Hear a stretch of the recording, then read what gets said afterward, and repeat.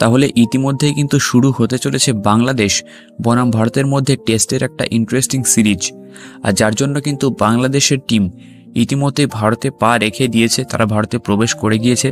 সম্ভবত আজ থেকে তারা প্র্যাকটিসে নেমে পড়বে চেন্নাইতে, যেখানে কিন্তু টিম ইন্ডিয়া কদিন আগে থেকে শুরু করে দিয়েছে তাদের প্র্যাকটিস ক্যাম্প ডাব্লিউটিসির জন্য ডাব্লিউটিসিকে মাথায় রেখে বা বাংলাদেশ সিরিজকে কিন্তু মাথায় রেখে।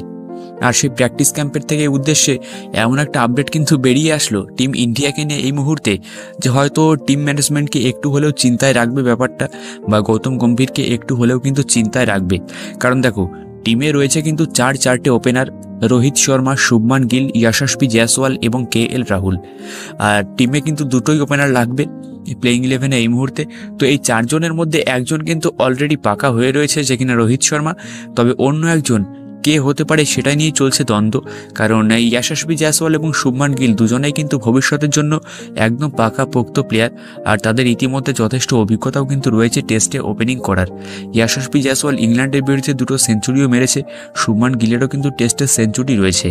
তবে যদি হনেস্টলি বলতে চাও আমার ওপিনিয়নের কথা, তাহলে আমি তো বলবো প্লেইং 11-এ অবশ্যই যশস্বী জয়সওয়ালকে আনা উচিত, তাকে দিয়েই কিন্তু ওপেন করানো উচিত রোহিত শর্মার সঙ্গে। এই মুহূর্তে শুভমান গিলকে আমি ওপেনিংয়ে রাখছি না টেস্টে। অন্যদিকে কিন্তু এই যশস্বী জয়সওয়াল যথেষ্ট অ্যাগ্রেসিভ ব্যাটিং করতে পারে টেস্টে। রোহিত শর্মার মতো মাইন্ডসেট কিন্তু তারও, কারণ তার কাছে কিন্তু ফারাক পড়ে না যেটা টেস্ট নাকি ওডিআই নাকি T20, সেও কিন্তু যথেষ্ট অ্যাগ্রেসিভ ব্যাটিং করতে পারে টেস্টে। তার ফলাফল আমরা আগেও দেখেছি। আর রোহিত শর্মা তো বরাবরই অ্যাগ্রেসিভ ব্যাটিং বাই শুরু থেকেই মারমুখী ব্যাটিং করতে থাকে, যে কোনো ফরম্যাটই হোক ক্রিকেটের।